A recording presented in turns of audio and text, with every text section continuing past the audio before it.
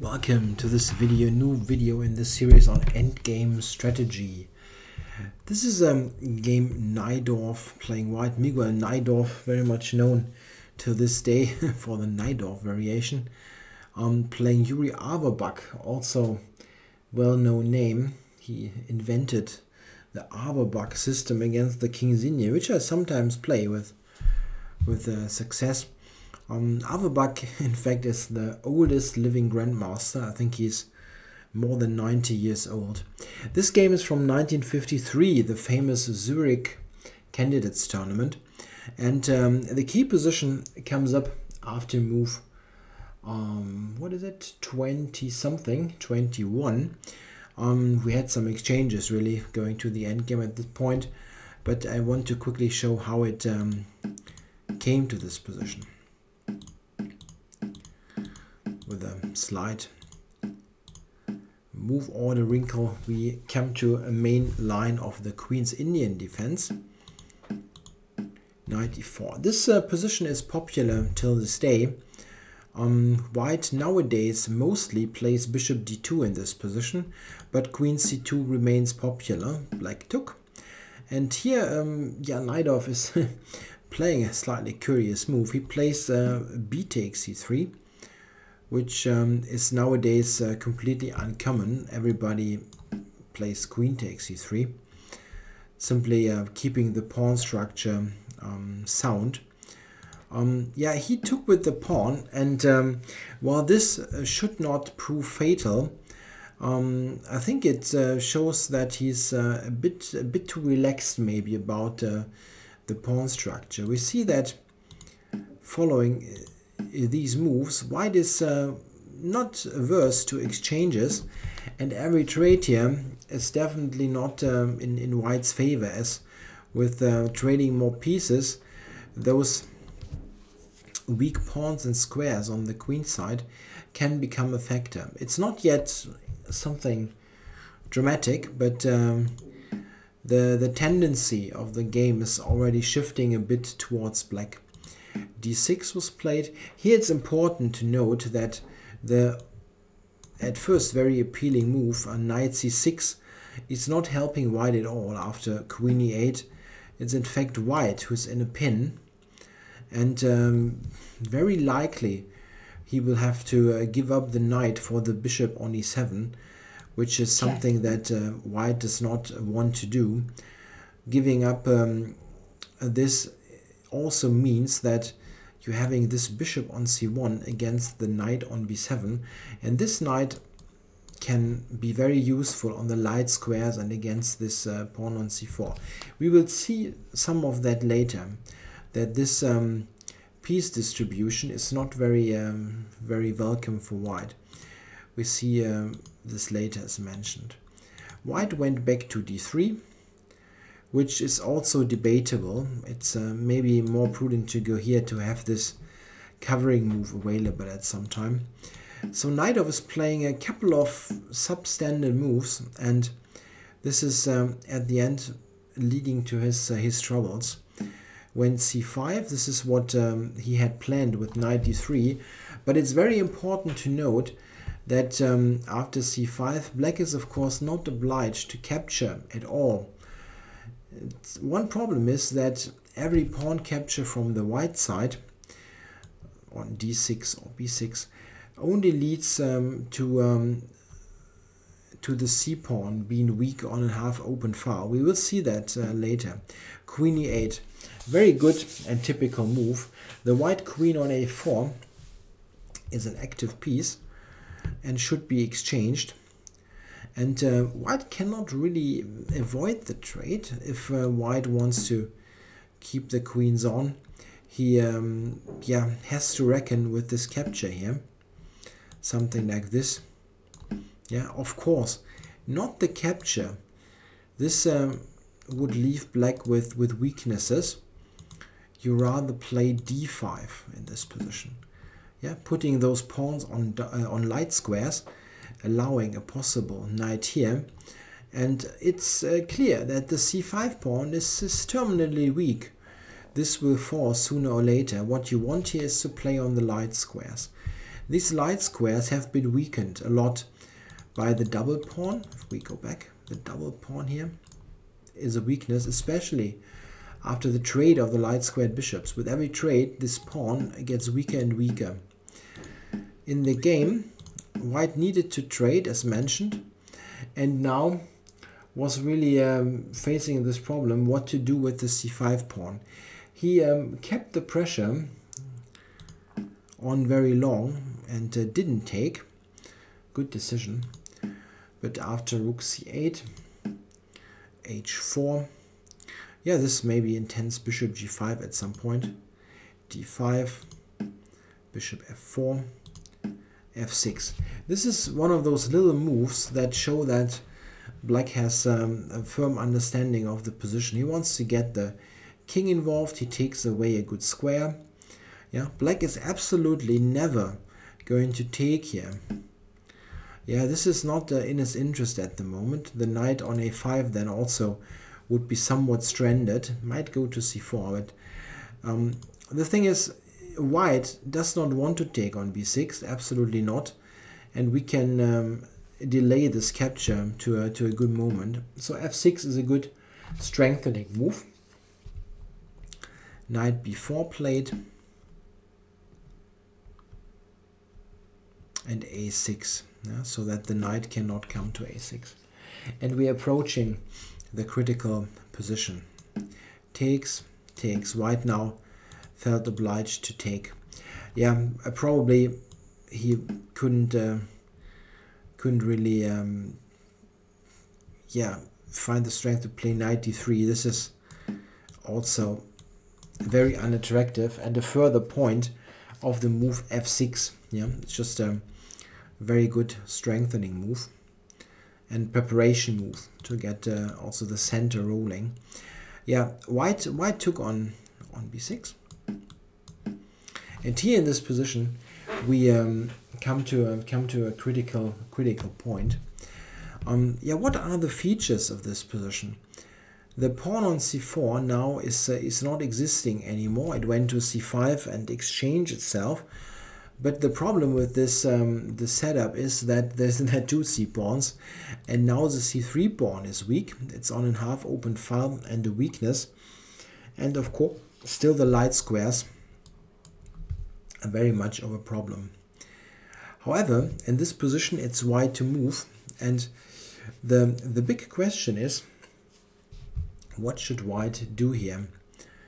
Should he cover the c3 pawn? Should he move the knight? If you move the knight to d3, you have a counter attack against b6. So rook c3, rook b6 is not something that we fear at all as Black. We have now traded the weak c3 pawn against the b6 pawn. After knight d3, Black will probably play b5, and still Black is better. There's no doubt about that. Black has the pressure, and he has the good knight coming to c4. Yeah, he's got the better bishop on e7 in relation to the pawn structure. Yeah, the pawns here are on light squares, while the bishop is on a dark square. And this is a dark squared bishop, and there are many dark squared, many pawns on dark squares, yeah, like these, and especially these. All this adds up to a definite advantage for Black. However, it's not clear if Black and how Black is going to convert this.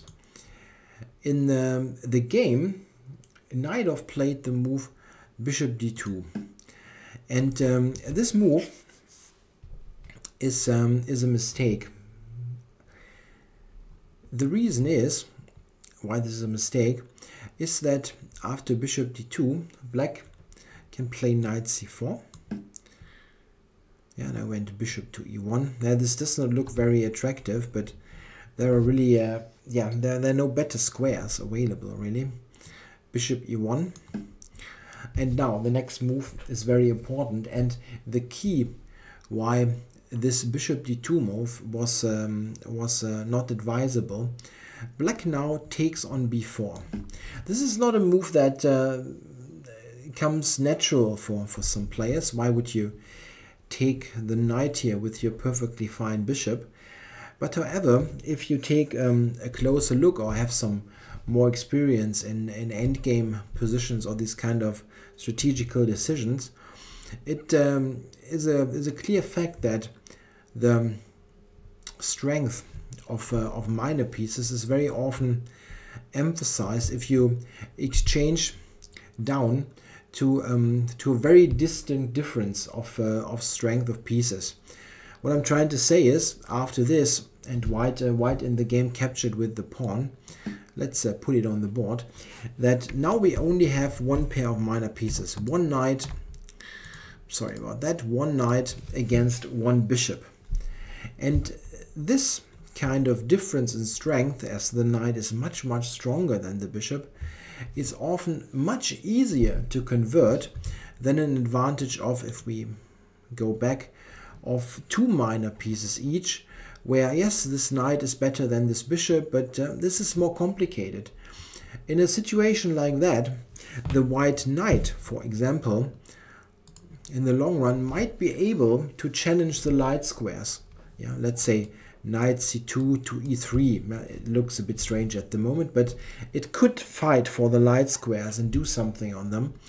While in the game, after the straight, the light squares now are totally weak and absolutely uncontested by white. So very often a strategical advantage, or an advantage in quality of the pieces, gets emphasized by the right traits. Here black gets rid of his bishop and establishes a knight versus bishop scenario in a very close position, where the knight is simply the much better piece, especially if it's such a dummy bishop here on e1. Yeah, how should white take? He takes with the pawn in the game. Yeah, this opens the c file and is nothing great. But rook takes is not much better. It still stays a very attractive position for black. How should black play though? And well, this is also endgame strategy. What should black do? Yeah, black here has a number of plans that he can combine, and very often you don't really play a super straightforward plan that is netting you the win, like you think about it for 10 minutes and then you say, okay, first I do this, then I do that, and then I do this, and then he's breaking, the position is breaking apart. This is very often not happening. What you do is you play some moves that strengthen your position, and very often this build-up of little things sort of gets a snowballing effect, and your position becomes so overwhelming that the other side is somewhat is breaking apart on itself, and the other side, they can make mistakes. Very often it's just good to make a couple of strengthening moves and then let them make the mistakes, and yeah, let them make the decisive changes. It's a well-known fact that in passive positions it's easy to make bad moves. Here, for example, I would recommend that black should play moves like h5, for example. This is a very typical good move. It fixes this pawn on a dark square and makes sure that those pawns are not moving. King f7 is a typical move that is improving black's position, activating the king a bit. What should you do on the queen side? What you can do is you can just keep it for the moment, as the knight on c4 is ideally placed. It always covers the b6 pawn. This makes any pressure on the b file basically meaningless. Black also can think of a plan with b5 and maybe knight b6 to a4. Let me get rid of some of the markers, like b5, knight b6, knight a4, attacking the c3 pawn. Also an idea. You should slowly build up here. Another key idea for black can be, at the right moment, to play get rid of this, to play e5. Yeah, not right away, but first prepare things. King f7, rook c6, rook e8. Those kind of moves are easily playable, as black is also enjoying a slight advantage in space. Yeah, you have more room to maneuver and can improve your position first.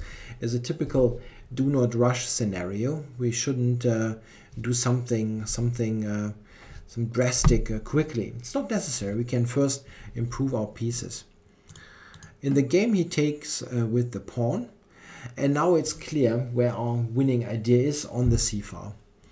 Knight a3, rook b3, knight b5. This forces e3.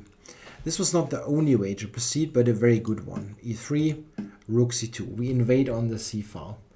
Yeah, note that how this exchange on b4 has clarified the situation tremendously. This is a very, very clear and distinct advantage. We have the c-file, we have the better minor piece. This is enough for a win with good technical play. a4, knight d6. Yeah, this knight has many good squares. c4. I'm sick of this. I'm sorry, I keep pressing this button because in the other software you need to press the button to draw an arrow. I simply cannot adjust to that. There is this square. There is e4 possibly or f5. Yeah, this knight has many options where it can go to. a5. That's debatable. It looks a bit silly to put another pawn on a dark square, but rook a2 was probably coming anyway to force that, so not a big deal. b5, rook c3. Yeah, there's really not much else. Rook c8. Check. And we have this straight on the c-file. White's position is really beyond repair. We cannot really find any big improvement. Yeah, knight to e7. Where is it heading? It can go to c6, attacking this pawn, or to f5, yeah, looking at those weaknesses. f3 was basically necessary, otherwise you never get your stuff out here. Bishop on e1 especially. Bishop f2 was played. Yeah, if white tries something like rook f2, you're running into this pin. Yeah, it's also a very attractive position for black. Now attacking on b4, king to g2, let's say, and then e5 is coming. Takes, and again we come here. It's just an overwhelming advantage. The b4 pawn is weak, and all white pawns are potential targets. Here we are not even forced to get the king in first. Black would have had the time, but we here can definitely force matters even more quickly. White went bishop f2, king f7, and now the knight is coming around. Again, going to this great square on c4. Yeah, white really is in a terrible shape. What should he play? He played king here, and now he went f5. Yeah, black has many ways here to proceed. Another very typical way would have been e5. Yeah, getting this pawn involved. If white takes, we are almost in a Zugzwang situation. What should white play here? Yeah, something like this. Runs into a double attack. Oh, not there. On f3 and b3. Yeah, if you move the rook, this is going to be taken. It's just slowly drifting into Zugzwang. f5, however, is accomplishing almost the same thing. White here really has no move. If he plays something like this, for example, there is knight b2 with knight d1 coming. Yeah, to move the king, there's knight d2. We had this before. He went here, but this way needed to give up the pawn. King g1. Yeah, and now black simply could have retreated to c4. He went for a different solution, which is also good. Went f4, protecting the knight. After the capture, he went to f5, which leads to a very sorry looking position. Yeah? Weak. All white pawns are weak, while black has no problems whatsoever. He is dominating on the c-file and attacks all weaknesses. King f1 was played, g6, yeah, keeping this pawn on a dark square. Rook b3, king e7, rook b1, king d7, and here Najdorf resigned. I guess this was adjourned at this state, and he resigned here because he had seen that any further resistance was useless. Yeah, how does black convert here most easily? The easiest way to do it is to play rook c4 and just take on d4. Let's say white plays, not sure what exactly, maybe king here. Then something like this is very easy. We attack here and just take the pawn. Yeah, you don't want to get rid of this. You don't want to allow white to exchange this, but the advantage is just so overwhelming that we can easily do that. Like this, for example. Yeah, white has to cover this. Yeah, he cannot afford to now shuffle on the b file. We go here and then here. The king comes. This is simply too much and also very easy to play. This is why Najdorf resigned. One key moment in the game, was when black took on b4, and this is why I chose this this example. It's very important to notice that this kind of trade can be key. Exchanging pieces that don't really help you in your position, the bishop on e7 against the knight on b4, to emphasize the advantage that you have in the remaining pieces, like here the knight over the bishop. This very often is a helpful device to exchange the right pieces to make sure that you actually can make any headway with the things that are remaining on the board. Yeah, I hope you enjoyed this example, and yeah, there will be new episodes, of course, of this series coming up. I welcome any feedback in the comments. Thanks for watching.